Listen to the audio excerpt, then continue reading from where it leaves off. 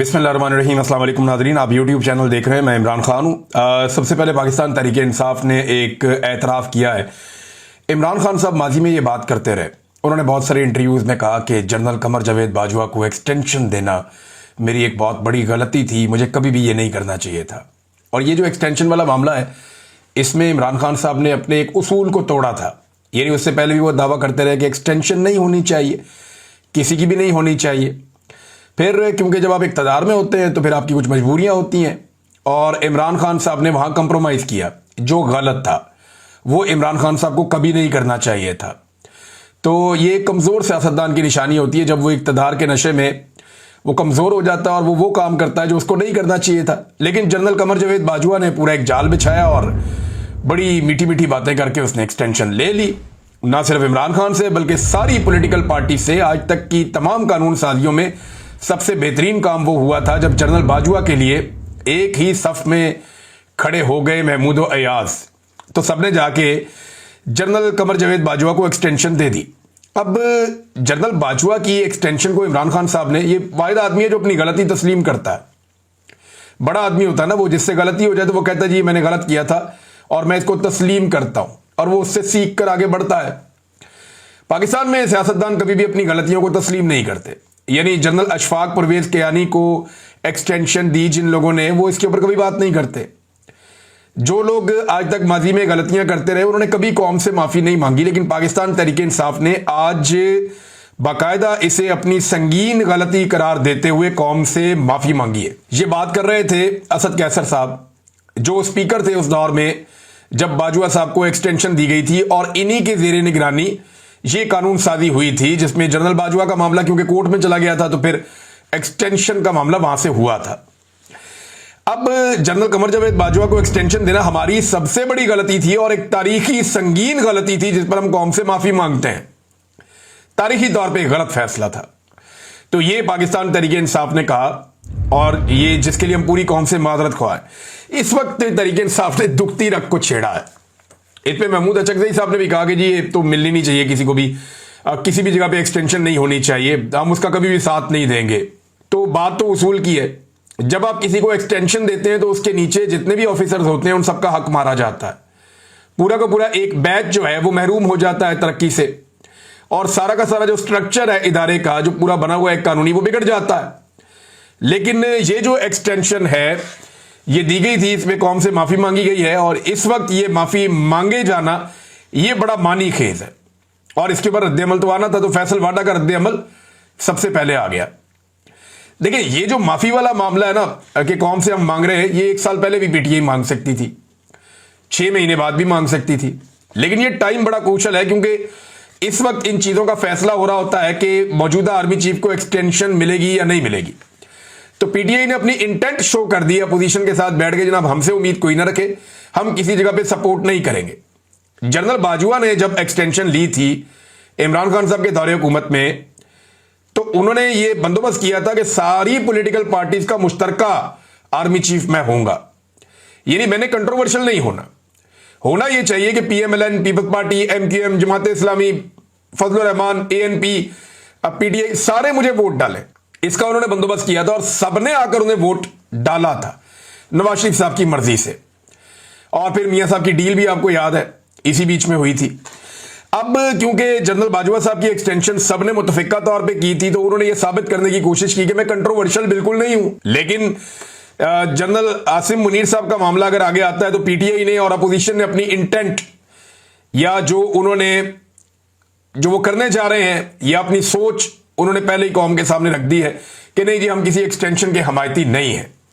इस वक्त ये क्रूशल है और ये दुखती हुई रग है। फैसल वाडा ने इसके ऊपर रद्द-ए-अमल दिया, और फैसल वाडा ने इसके ऊपर एक जो है वो ट्वीट भी किया, और वो ट्वीट मौजूद है सोशल मीडिया पे, आप देख सकते हैं। उन्होंने कहा कि एक्सटेंशन नहीं, तसलसल जारी रहेगा और रहेगा।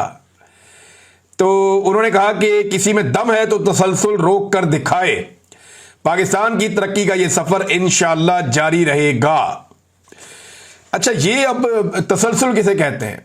एक्चुअली ये जो अभी सारा आपका एक हाइब्रिड सिस्टम चल रहा है, इसी का तसलसल चाहते हैं। और ये जो हाइब्रिड निज़ाम है जिसको वजीर दिफा खुद कहते हैं कि एक दोगला निज़ाम पाकिस्तान में चल रहा है, हम तो नाम के हुक्मरान हैं। और राना सनाउल्लाह साहब कहते हैं कि इख्तियार तो जो है वो मोहसिन नकवी के पास है। शुक्र है उन्होंने ये नहीं कह दिया कि वो वज़ीर आज़म बनना चाहते हैं। आजकल ये भी खबरें आ रही है कि आने वाले वक्त में शायद उन्हें वज़ीर आज़म बना दिया जाए, और ये सारा काम भी इन रवायती पॉलिटिकल पार्टी से करवा दिया जाएगा। जैसे मुशर्रफ ने शौकत अजीज को लाकर वज़ीर आज़म बना दिया था, तो कोई मसला नहीं है। जब आर्मी चीफ ये चाहेगा, फील्ड मार्शल, और उसके बाद इख्तियार होगा और वो उनको उनकी मर्जी की चीज मिल जाएगी, ताकत उनके हाथ में आ जाए, तो वो कुछ भी कर सकते हैं। बहरहाल सेनेटर फैसल वादा ने कहा कि एक्सटेंशन नहीं, तसलसल जारी रहेगा रहेगा और रहेगा। तसलसल का मतलब क्या है? यानी वो इसको एक्सटेंशन नहीं कह रहे कि एक और एक्सटेंशन शायद ना हो, लेकिन तसलसल। तसलसल का मतलब है जो सवाल हमने पिछले वीलॉग में उठाया कि क्या नई तकरीरी दोबारा से एक्सटेंशन मिलेगी और आर्मी चीफ जो है वो आगे बढ़ेंगे, यानी एक्सटेंशन मिल गई और 5 साल आगे बढ़ेंगे। तसलसल का मतलब यह है कि 3 साल पिछले और 2 साल अगले, यानी जो हुकूमत ने कानून एक बनाया कि अब हम आर्मी चीफ को और सर्विसेज चीफ्स को 5 साल तक रखेंगे, वो इंप्लीमेंट माजी से हो जाएगा। शायद फैसल वाडा साहब वो बात कर रहे हैं। यहां खुलकर कोई बात भी नहीं करता, डरते रहते हैं सारे, क्योंकि एस्टेब्लिशमेंट का मामला है और वो बड़ा हसास होता है। लेकिन तरक्की का सफर जिसकी फैसल वाडा साहब बात कर रहे हैं, तो आर्मी चीफ का जो वाहिद प्रोजेक्ट, जो पाकिस्तान का सबसे बड़ा प्रोजेक्ट है, जिसके ऊपर अरबों रुपए खर्च हुए, उनके इश्तिहारात पे, उसके प्रोग्राम्स के ऊपर, गैर मुल्की दौरों के ऊपर, लोगों को बुलाने और उनको इंटरटेन करने के ऊपर, जेनेटरी बीच नाम का एक आदमी आया, सऊदी अरब के वफद आए, बाकी ममालिक के वफूद आए, तो ये एक पूरा प्रोसीजर है जिसको कहा जाता है कि बड़ी कोशिश की गई कि SIFC कामयाब हो जाए। तो SIFC जो है वो एक सफेद हाथी में कन्वर्ट हो गया। अरबों रुपया इसके ऊपर लगा दिया, इसकी मशहूरी पे लगा दिया, इसकी प्रमोशन पे लगा दिया, इसको कामयाब बनाने के ऊपर अरबों रुपया झोंक दिया गया कौम का। लेकिन SIFC से आपको हासिल क्या हुआ? कुछ भी हासिल ना हो सका। दावा यह किया गया था जब आर्मी चीफ ने इसकी बुनियाद रखी, और इसके जितने भी सेगमेंट्स हैं अलग अलग, उन तमाम के ऊपर मिलिट्री अफसरान को बाकायदा, कुछ सर्विंग और कुछ रिटायर, उनको जिम्मेदारियां दी गई थी कि SIFC को पूरी तरह से फौज का इदारा, चाहे वो रिटायर लोग हैं चाहे वो सर्विंग लोग हैं, वो इसको हेड करेंगे और कंट्रोल करेंगे। अब इसमें खुद आर्मी चीफ शामिल है, जो मेन लोग हैं उनके अंदर, और ये उनका ब्रेन चाइल्ड है। तो उन्हें लगा कि फौज जब सारी मिलकर बैठेगी और मिलकर हम करेंगे, तो इस हुकूमत के साथ मिलकर हम बहुत बड़ी कामयाबी हासिल करेंगे। जो इब्तदाई एक तखमीना और अंदाजा था, वो ये कहा गया था कि फौरी तौर पे $100 अरब की इन्वेस्टमेंट पाकिस्तान में आ जाएगी। $100 अरब दावा किया गया फौरी तौर पे पाकिस्तान में आ जाएंगे। अब आया कितना पैसा? टका नहीं आया। यानी SIFC के जरिए से कोई बड़ी इन्वेस्टमेंट पाकिस्तान में नहीं आई जिसको आप कहें कि जनाब अरबों डॉलर पाकिस्तान में आ रहे हैं। ऐसा नहीं हुआ, बल्कि कौम का बहुत सारा पैसा इस इदारे के ऊपर लग गया। अच्छा, जो माजी से पाकिस्तान में प्रोजेक्ट चल रहे थे, जैसे कि मादनियात के हैं, गैर मुल्की कंपनियां काम कर रही हैं, ज़राअत के हैं, दीगर चीजों के, एहसियात के हैं, वो SIFC के साथ जोड़ के उनकी माजी की कारकर्दगी को इसकी खाते में डालने की कोशिश की गई। तो एक ऐसी अजीब पाकिस्तान में इस वक्त मनहूसत चल रही है, क्योंकि जाली हुकूमत है, जाली निज़ाम है, जबर है, फसाइयत है, जुल्म है, निज़ाम इंसाफ तबाह हो गया है, लिहाजा वो एक नहूसत है। उसकी वजह से तमाम इदारे डिक्लाइन हो रहे हैं। तो वहां पे भी SIFC को कोई काबिल जिक्र कामयाबी नहीं हुई। जेनेटरी बीच के बारे में कहा गया जनाब कि ये बहुत बड़ी इन्वेस्टमेंट लाएंगे, वो नहीं आई। फिर नौजवानों का एक ग्रोह पकड़ लिया गया कि जनाब ये क्रिप्टो का जुआ खेलेंगे पाकिस्तान में, और उसके लिए बहुत फैसिलिटेट भी किया गया। अब पता नहीं उसमें कौम का फायदा होता है, नुकसान होता है, ये तो किसी को आइडिया नहीं है, लेकिन फैसले बंद कमरों में हो रहे हैं। और इसमें जो सियासतदानों की या अवामी मुंतखब नुमाइंदों की, अव्वल तो ये मुंतखब नुमाइंदे है ही नहीं सारे, ये तो लटरम पटरम इन्होंने पकड़े हुए हैं, फॉर्म 47 वाले, जाली फॉर्म 47 वाले। वो जो भी पकड़ा गया है इकबाल संघेड़ा सियालकोट से, उसके बाद कोई सिफारिश जाती थी ना किसी MP MNA की, वो कहता था कौन सा MP कौन सा MNA, और मैंने अपने हाथ से दस्तखत किए इसके फॉर्म 47, जाली है ये। तो इस तरीके का जो है वो निज़ाम है। ब्यूरोक्रेसी के सामने भी बेचारे मजलूम है, ये एस्टेब्लिशमेंट के सामने भी मजलूम है। बहरहाल SIFC जो फैसल वाडा साहब कह रहे हैं कि बड़ी तरक्की का सफर नहीं रुकेगा, तो तरक्की का सफर तो बेड़ा गर्क हो गया। और अगर ये तरक्की का सफर हो रहा है, तो मेरा एक सादा सा सवाल है। बहुत सारे लोग कहते हैं कि मईशत बेहतर हो गई है, बहुत सारे लोग कहते हैं कि शहबाज शरीफ ने और फील्ड मार्शल आसिम मुनीर ने मिलकर मईशत को संभाला दे दिया। भाई अगर मईशत बेहतर हो गई तो किसके लिए बेहतर हुई है? अशराफिया के लिए, शुगर माफिया के लिए, गंदम माफिया के लिए, पाकिस्तान के बड़े बड़े माफियाज के लिए, बिजली माफिया के लिए, पेट्रोलियम माफिया के लिए, या ये बड़े बड़े सियासी खानदानों के लिए और मिलिट्री एस्टेब्लिशमेंट के लिए? क्या इनके लिए मईशत बेहतर हुई है? तो फिर तो आप कह देंगे मईशत बेहतर हो गई है। यानी चंद हजार अशराफिया के जो लोग हैं उनके लिए अगर मईशत बेहतर हुई है तो फिर तो ठीक है, मईशत बेहतर हुई है। लेकिन अगर मईशत बेहतर हुई है तो 45% पाकिस्तानी, जो एक मुस्तनद रिपोर्ट्स हैं उनके मुताबिक लगभग आधे पाकिस्तानी गुर्बत की लकीर से नीचे कैसे चले गए। यानी आप ये दावा करते हैं ना कि मईशत बेहतर हो गई है, तो अगर बेहतर हो गई है तो फिर लोगों को गुर्बत की लकीर से ऊपर आना चाहिए। लेकिन यहां उल्टा काम हो रहा है, बजाय लोग गुर्बत की लकीर से ऊपर आए, लोग लगातार गुर्बत की लकीर से नीचे चले जा रहे हैं और जाते ही चले जा रहे हैं। और अशराफिया पाकिस्तान से बाहर अपना बंदोबस्त कर रही है। एक तो ख्वाजा आसिफ ने बताया ना कि पुर्तगाल, ये सभी जानते हैं, और इसी की उम्मत में बैठा हुआ एक वजीर है जिसने पुर्तगाल के अंदर बाकायदा प्लॉटिंग करके बेची है, और वहां पे साथ में वो जो रेजिडेंट्स है वो ऑफर करते थे कि आप प्लॉट ले लें, वहां पे रेजिडेंट्स आपको साथ मिल जाएगी। बेशुमार लोग पुर्तगाल के अंदर प्रॉपर्टियां ली उन्होंने अपने खानदानों के नाम पे, फ्रंट मैनों के नाम पे। ज्यादातर लोग जो है वो अपनी बेगमात को वहां पे बनाते हैं वहां का नेशनल, और उनकी बुनियाद के ऊपर उन पे डिपेंडेंसी का वीजा लेकर वहां चले जाते हैं और वहां पे फिर वो रहते हैं, उनको रेजिडेंशियल स्टेटस मिल जाता है। तो ब्यूरोक्रेट्स की एक बहुत बड़ी तादाद ने, पुर्तगाल हो गया, सेनेगाल हो गया, अमेरिका हो गया, इवन यूएई के बहुत सारे इलाके हैं वहां पे इन्वेस्टमेंट की हुई है। यूएई में ये मिडिल ईस्ट के इलाके हैं जिनमें यूएई भी शामिल है। सऊदी अरब के अंदर मुझे पाकिस्तानी मिले, उन्होंने कहा जी इतनी बड़ी तादाद में पाकिस्तानी यहाँ पैसा लेकर आ रहे हैं कि आप सोच नहीं सकते। क्या मतलब? उन्होंने कोई पाकिस्तानी हमसे रब्ता करता है, हम यहाँ गाड़ियां डाल देते हैं, कोई कहता है जी हम होटल बना लेते हैं, कोई कहता है जी हम इस कारोबार में आ जाते हैं, कोई कहता है जी हम कोई रेस्टोरेंट बना लेते हैं। तो पाकिस्तानी बहुत ज्यादा पैसा लेकर सऊदी अरब में आकर कारोबार करना चाह रहे हैं।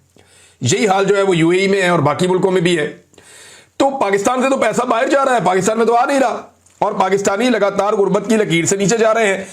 अब जनाब ये जो ब्यूरोक्रेसी है या एस्टेब्लिशमेंट के जितने भी चहीते हैं, ये अपने पैसे अपने फ्रंट मैनों के जरिए और फैमिलीज के जरिए बैरून मुल्क मुंतकिल कर रहे हैं। ज्यादातर अपनी बेगमात की नेशनलिटी हासिल करने के प्रोसेस में है, ताकि वक्त आते ही वो पाकिस्तान से निकल जाएं।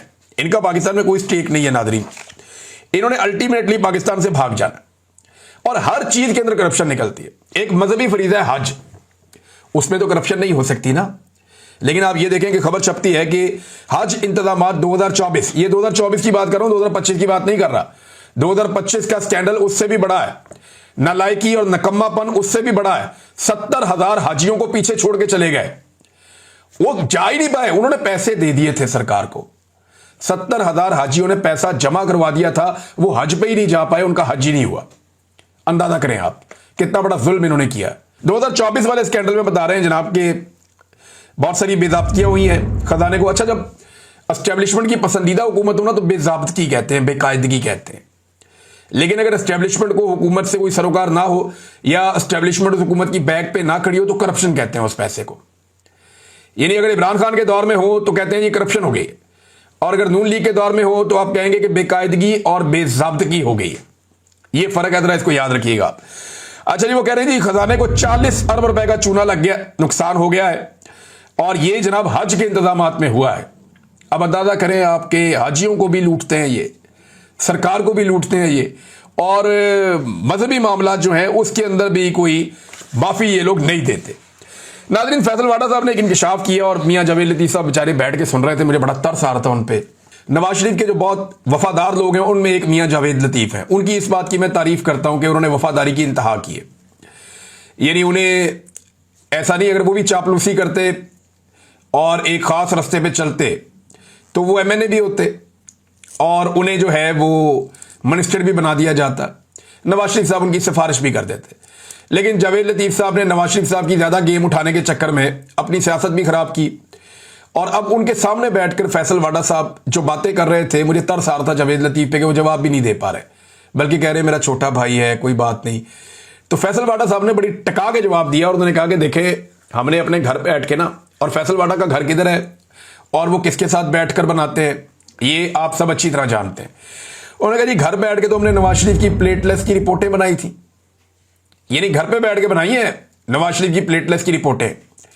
जब पीटीआई भी ये कहती थी ना कि नवाज शरीफ बिल्कुल ठीक बाहर गए हैं, यानी उनकी प्लेटलेस गिरी हैं, तो मैंने उस वक्त चैलेंज किया था कि नवाज शरीफ साहब बरतानिया में जो आपकी पहली एक रिपोर्ट बनी थी प्लेटलेस की वो आप पब्लिक करें। और मुझे एक शख्स ने ये इतला दी थी उस वक्त कि वहां पे मियां साहब की प्लेटलेस मुख्तलिफ है उससे जो उन्होंने पाकिस्तान में शो की थी। यानी पाकिस्तान में तो प्लेटलेस इतने गिर गए थे मियां साहब के जितने आज तक किसी के नहीं गिरे। अब फैसल वाडा साहब मुंह पे कह रहे हैं जावेद लतीफ़ साहब के एक टॉक शो में बैठ के कि जनाब मियाँ साहब की जो प्लेटलेस की रिपोर्टें हम घर में बैठ के बनाते थे और ये बहादुरी के दावे वादे बड़ी बड़ी बातें, और देखें कैसे ये आदमी पाकिस्तान से गया। यानी मियाँ नवाज शरीफ साहब जो है, जिस तरह उन्होंने पाकिस्तान छोड़ा, ये पीएमएलएन के वर्कर के लिए कितनी तकलीफ दे बात है कि आज उनके अपने हमायती उनके सामने बैठकर कह रहे हैं कि जी मियाँ साहब जो है उनके प्लेटलेस की हमने जाली रिपोर्टें बनाई थी और जालसाजी करके मियाँ नवाज शरीफ साहब जाली बीमार बन के डील करके एस्टेब्लिशमेंट से पाकिस्तान से बाहर गए। और उनके साथ बैठे हुए जो पीएमएलएन के लोग हैं, कितनी ज्यादा वफादारी है जावेद लतीफ की नवाज शरीफ से, ये सब जानते हैं। अब वो भी बेचारे अब नीचे मुंह करने पे मजबूर हैं और उसका सही तरह जवाब भी नहीं दे पा रहे थे, कोई भी तसल्ली बख्श जवाब उनके पास नहीं था। नाज़रीन, मैंने आपसे कहा ना, जैसे इमरान खान के दौर में हो तो करप्शन, और अगर पीएमएलएन के दौर में हो तो बेकायदगी और बेज़ाब्तगी का लफ्ज इस्तेमाल करेगा मीडिया। इसी तरह इमरान खान के दौर था उस्मान बुज़दार ने, पंजाब में उस्मान बुज़दार का दौर था। पंजाब में कोई गेम पड़ी थी और एक होटल को शराब का लाइसेंस मिल गया था, और जब उसको लाइसेंस मिला था तो रोला पड़ गया था। बहुत सारे हमारे जो दीन के ठेकेदार हैं मजहब के, वो भी आ गए थे मैदान में। बहुत सारे लोगों ने बड़ी तनकीद की थी, बड़ा रोला पड़ गया था हर तरफ। अभी शहबाज शरीफ और मोहसिन नकवी का क्योंकि दौर है, तो इस्लामाबाद में 4 होटलों को ठेके मिले जनाब के, लाइसेंस मिल गए शराब वराब पिलाने के, बेचने के। तो उसके ऊपर कोई रोला नहीं डाल रहा, ना मजहब के ठेकेदार जागे ना कोई और जाग रहा है। तो मैं आपको बता रहा हूं कि जब एस्टेब्लिशमेंट किसी के साथ खड़ी हो ना, तो उसके गुनाह भी माफ करती है वो, और वो करवाती है। ये मौलवी मिलिट्री अलायंस जो है ये बहुत पुराना है। मौलवी तभी जागता है और तभी चिल्लाता है जब मिलिट्री उसको कहती है कि आप ये करें, अदरवाइज मौलवी नॉर्मली चुप रहता है। आपके सामने एक ऐसे आदमी की मिसाल है जो माजी में बड़ा एंटी एस्टेब्लिशमेंट बना फिरता था, बड़ा उछल उछल के पुड़क पुड़क के बातें करता था। अब आप उस आदमी को देखें तो वो ऐसा लगता है कि एक एस्टेब्लिशमेंट के टाउट और चमचे से ज्यादा कुछ नहीं है। उसका सारा का सारा इनकलाब बह गया, फारग हो गया, उसके पल्ले ही कुछ नहीं बचा बेचारे के। तो नाजरीन, एक और जो प्रॉब्लम है हुकूमत के लिए सबसे बड़ी, वो सोशल मीडिया है, क्योंकि वहीं पे ऐसे लोग एक्सपोज हो जाते हैं। मकामी और रवायती मीडिया को तो आप काबू कर लेते हैं, लेकिन सोशल मीडिया आपके काबू नहीं आता। अब इसमें एक सरफराज बुगटी साहब हैं, एक सूबे के वजीर आला हैं, वो कहते हैं सोशल मीडिया के चैप्टर को क्लोज करना होगा, यानी सोशल मीडिया को बंद ही कर देना होगा। तो सरफराज बुगटी साहब, आप एक सूबे के वजीर आला हैं, आप अपनी फैमिली को और बच्चों को तो वहां रख नहीं सकते, उनको महफूज मुकामात पे आपने मुंतकिल किया है, आप सोशल मीडिया बंद कर देंगे। देखें, मार्शाल्लाह का ये कोई अगला मरहला होगा जब आप सोशल मीडिया पूरी तरह से बंद कर देंगे। वैसे तो बलूचिस्तान में बार बार इंटरनेट मोबाइल बंद हो जाना ये आम सी बात है, ये वहां होता रहता है, लेकिन पूरे मुल्क में अगर आप ये सोशल मीडिया को बंद कर देंगे तो एक घुटन पैदा होगी, और एक दिन जब ये घुटन खत्म होगी ना, तो फिर आप में से कोई भी दिखाई नहीं देगा, आपको और आपके मालिकों को बदतरीन शिकस्त हो जाएगी। मुफ्ती साहब भी साथ है जनाब, वो पहले चांद देखा करते थे, अब वो सोशल मीडिया देखते हैं। उन्होंने भी सोशल मीडिया के ऊपर उंगलियां उठा दी और उन्होंने कहा जी बड़ा तबाहकुन हथियार है इमरान खान का ये, और ये किसी को भी तबाह बर्बाद कर देता है, चाहे पीटीआई के अंदर का बंदा हो। तो मुफ्ती साहब को भी मैदान में उतारा गया है। अब अगर मामला चांद देखने वालों तक आ गया है तो फिर आप सुलह कर लें या माफी मांग लें कौम के साथ, और कौम के सामने सरेंडर कर लें, ये ज्यादा बेहतर होगा, क्योंकि कौम तो अपना फैसला कर चुकी है। उधर सुराबकोट में पीपल्स पार्टी का एक जलसा हो रहा था, इन्होंने बंदे शंदे इकट्ठे कर दिए जब बहुत सारे, और जलसे का पूरा बंदोबस्त हो गया, स्क्रीन लगा दी गई, स्टेज लग गया, सज गया, लोग आ गए, तो वहां मौजूद तमाम नौजवानों ने इमरान खान के और पीटीआई के नारे लगाना शुरू कर दिए। उसके बाद वो जो बेचारे पीपल्स पार्टी के मुकामी रहनुमा ने जलसा करवाया था, वो अपने साथ गाटों शाटों को लेकर तो लोगों को डंडे मार रहा था कि ये तुम लोग क्या कर रहे हो, हम तुम्हें किसी और काम के लिए लाए, तुम यहां नारे लगा रहे हो। तो अगर अवाम अपनी आई पे आ जाए तो फिर इस तरह के मनाजिर आपको देखने के लिए पूरे पाकिस्तान में मिलेंगे। हत्ता कि जहां पे नून लीग का पिछले दिनों जलसा हो रहा था तो लोग कह रहे थे कि हम तमाशा देखने आए हैं इनका। तो सहाफी ने पूछा भी तमाशा क्यों देखने आए हैं? उन्होंने कहा जी हम देखने आए हैं इनका तमाशा के क्या हो रहा है। उन्होंने कहा तो आप किसके साथ हैं? उन्होंने कहा जी हम तो इमरान खान के साथ हैं, हम तो कैदी नंबर 804 के साथ हैं, हम उसके साथ खड़े थे, उससे ज्यादा खड़े रहेंगे, ये इससे हमारा कोई ताल्लुक नहीं है, हम तो सिर्फ इनका तमाशा देखने आए हैं, क्योंकि नॉर्मली हम म्यूजिकल शो ही रह गए हैं और तो कुछ बचा ही नहीं है। नादरीन, महमूद चकदई साहब ने बताया कि नवाज शरीफ साहब से जब वो जेल में मिलने गए थे, जब नवाज शरीफ साहब जेल में थे, मरियम भी जेल में थी, तो वो कहते हैं जी पूरे पूरे जुलूस जाते थे, वहां पे ऐसे जलसे वाला माहौल होता था, 30-30 लोग आते थे, मियाँ साहब को मिलते थे, खुल खुलाकर मिलते थे, ये हवलदार स्पीकर भी वहां पे शामिल होता था, लेकिन तब तो कोई नहीं रोकता था इमरान खान के दौर में। लेकिन आज जो भी किया जा रहा है, एक सहाफी को भी इमरान खान से मिलने नहीं दिया जाता, किसी भी पॉलिटिकल लीडर को इमरान खान से मुलाकात की इजाजत नहीं दी जाती, क्योंकि ये बात पाकिस्तान की एस्टेब्लिशमेंट को समझ आ गई है कि जो आदमी भी इमरान खान से जेल में जाकर मिलता है वो बाहर आकर एटम बम बन जाता है और वो फिर वो करता है कि जिसकी उससे तवक्को नॉर्मल हालात में नहीं की जा सकती। तो इमरान खान में एक ऐसी एनर्जी है, जो लोग उनको जाके जेल में मिलते हैं वो बाहर आकर बड़े सख्त बयानात भी देते हैं और वो उनका डर खौफ भी कम हो जाता है और उन्हें भी ऐसा लगता है कि अगर जेल में डाल दिया जाए तो इससे कोई फर्क नहीं पड़ता। लिहाजा ये जो है वो इमरान खान साहब से इसीलिए मुलाकातें रोकी गई हैं। लेकिन नवाज शरीफ साहब की मौजें लगी हुई थी जेल में। आज इसकी गवाही जो है वो महमूद खान अचकज़ई जब नवाज शरीफ के साथ थे उन्होंने भी इस बात की गवाही दी है।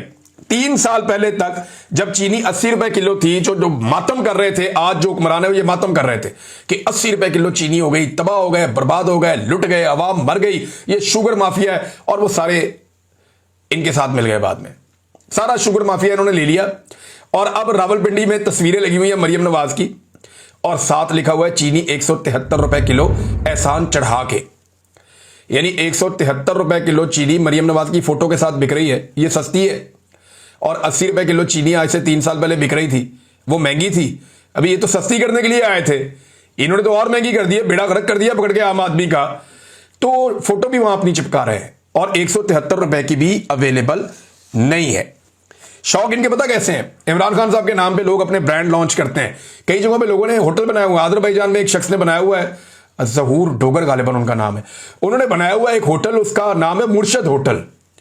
इसी तरह एक शख्स ने यहाँ यूरोप में बनाया हुआ है, कहीं पे, कईयों ने कई और मुल्कों में बनाए हुए हैं। लोग होटल बनाते हैं, उनके नाम पे एक चप्पल भी बनती है, उनके नाम के ऊपर ब्रांड, वो लोग कपड़े बनाते हैं, उनकी तस्वीरों के साथ लोग कपड़े बनाते हैं, चादरें बनाते हैं, गारमेंट्स बनती है, परफ्यूम लोगों ने लॉन्च किए इमरान खान के नाम और नंबर के साथ, बेशुमार काम हुआ, लोगों ने बहुत पैसा भी बनाया, ब्रांड है ना इमरान खान।